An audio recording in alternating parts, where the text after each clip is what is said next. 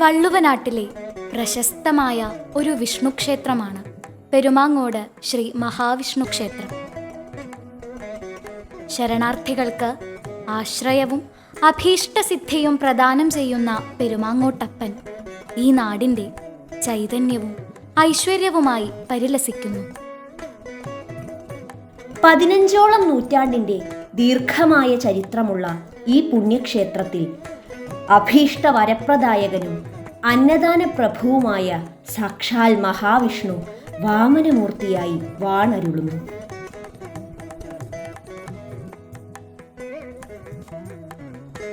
ഒരു നാടിൻ്റെ ക്ഷേമ ഐശ്വര്യങ്ങൾ അവിടെ അധിവസിക്കുന്ന ദേവന്റെ ശക്തി ചൈതന്യങ്ങളെ ആശ്രയിച്ച് നിലകൊള്ളുന്നതിനാൽ ദേവാലയങ്ങളുടെ ചൈതന്യവർദ്ധനവും കീർത്തിയും നാടിനും നാട്ടാർക്കും ശാന്തിയും സമാധാനവും ഐശ്വര്യപൂർണമായ ജീവിതവും പ്രദാനം ചെയ്യുന്നു.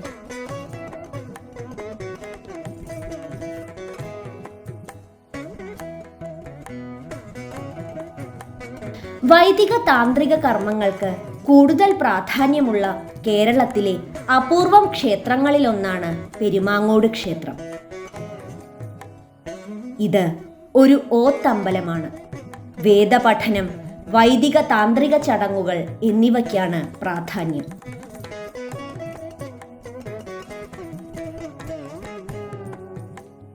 ദേവനെ പുറത്തേക്ക് എഴുന്നള്ളിക്കലോ ഉത്സവമോ പതിവില്ല.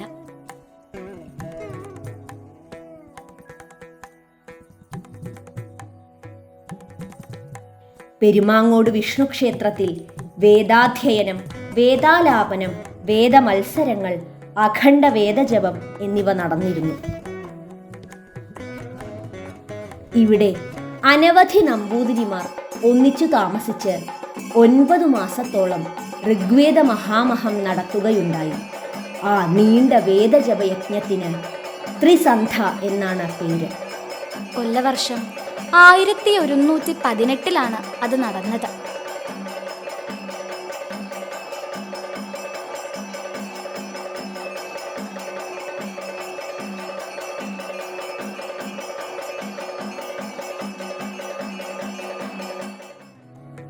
ഈ സമയത്ത് മുറജപം, വാരജട, രഥ തുടങ്ങി വേദസംബന്ധമായ എല്ലാ പ്രയോഗങ്ങളും നടന്നിരുന്നു.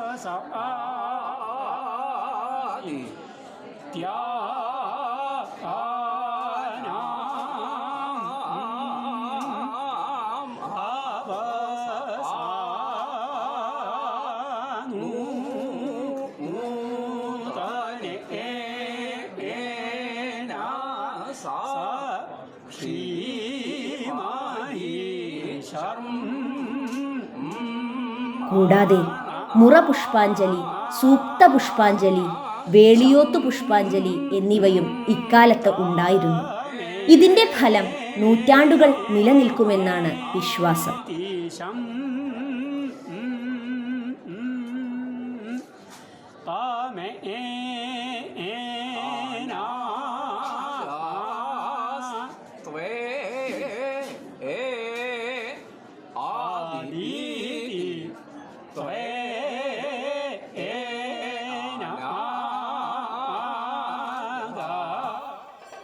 പ്രധാന വഴിപാടുകൾ: ഏറ്റവും പ്രധാനം മുറജപം, വാരം, സൂക്ത പുഷ്പാഞ്ജലികൾ, വിവാഹം നടക്കുവാൻ വേളിയോത്തു പുഷ്പാഞ്ജലി എന്നിവയാണ്. ഭഗവാന് ഏറ്റവും ഇഷ്ടപ്പെട്ടത് പഞ്ചസാര പായസമാണ്. കൂടാതെ നമസ്കാരം, നെയ്പായസം, ത്രിമധുരം, മുഴുക്കാപ്പ്, ചന്ദനം ചാർത്തൽ, നെയ്വിളക്ക്, സൂക്ത പുഷ്പാഞ്ജലി എന്നിവയും പ്രധാനമാണ്. ഋഗ്വേദ മുറജപം വളരെ പ്രധാനമാണ്. പ്രധാന ചടങ്ങുകൾ. കൊടിയേറി ഉത്സവമില്ല. പുറത്തേക്ക് എഴുന്നള്ളിപ്പും ഇല്ല. ദിവസവും അഭിഷേകം, മലർ നിവേദ്യം, ഉഷപൂജ, ഉച്ചപൂജ, വൈകുന്നേരം ദീപാരാധന, അത്താഴപൂജ എന്നിവ നടന്നു വരുന്നു. വൈദിക താന്ത്രിക ചടങ്ങുകൾ പ്രധാനം. തുലാമാസത്തിൽ ശുദ്ധി. പൂരാടം രാത്രി തുടങ്ങി തിരുവോണം രാവിലെ ഉച്ചപൂജ ശ്രീഭൂതബലിയോടെ തീരും.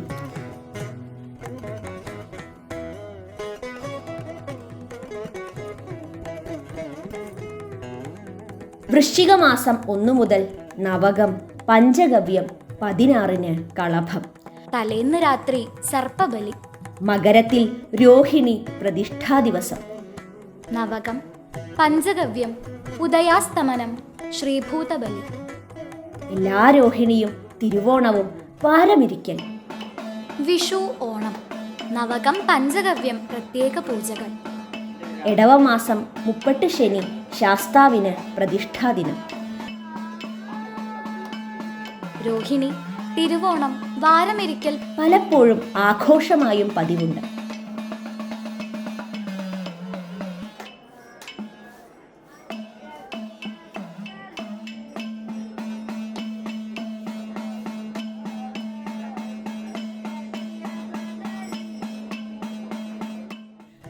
ആഘോഷങ്ങൾ.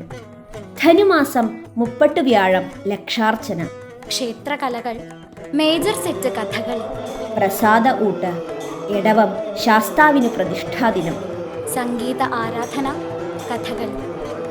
എല്ലാ 30 വ്യാഴാഴ്ചയും നാരായണീയ പാരായണവും പ്രസാദ ഊട്ടും. നാരായണീയ പാരായണം ഇടയ്ക്കിടയ്ക്ക് ഉണ്ട്. എല്ലാ കൊല്ലവും സപ്താഹം പതിവാണ്. പൂജവെപ്പ്, എഴുത്തിനിരുത്തൽ, 30 വ്യാഴം, തിരുവോണം പ്രധാനം. ഉപദേവന്മാർ. നാലമ്പലത്തിനകത്ത് ഗണപതി, ദക്ഷിണാമൂർത്തി സരസ്വതി. പുറത്ത് മതിലകത്ത് ശാസ്താവ്, നാഗങ്ങൾ. ശാസ്താവിന് ചുറ്റുവിളക്ക്, തേവർക്ക് നിറമാല എന്നിവയും പ്രധാനമാണ്.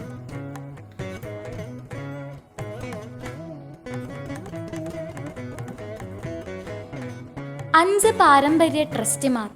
ഭരണം മലബാർ ദേവസ്വം ബോർഡ് നിയമിക്കുന്ന എക്സിക്യൂട്ടീവ് ഓഫീസർ. നാട്ടുകാരുടെ കമ്മിറ്റി.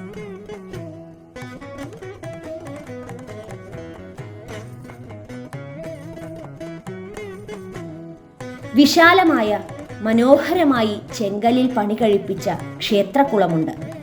വീടുകളിൽ കുളിമുറികളെല്ലാം ആയെങ്കിലും വലിയൊരു വിഭാഗം ജനങ്ങൾ രാവിലെയും വൈകുന്നേരവും കുളിച്ച് ദേവനെ വണങ്ങിപ്പോകുന്നു. ഈ ഒരു സ്വഭാവം ഈ നാടിൻ്റെ തന്നെ പ്രത്യേകതയാണെന്ന് പറയാം. ഈ നാടിൻ്റെ സംസ്കാരത്തിൻ്റെ തന്നെ ഒരു ഭാഗമാണ് ഈ കുളവും ക്ഷേത്രവും.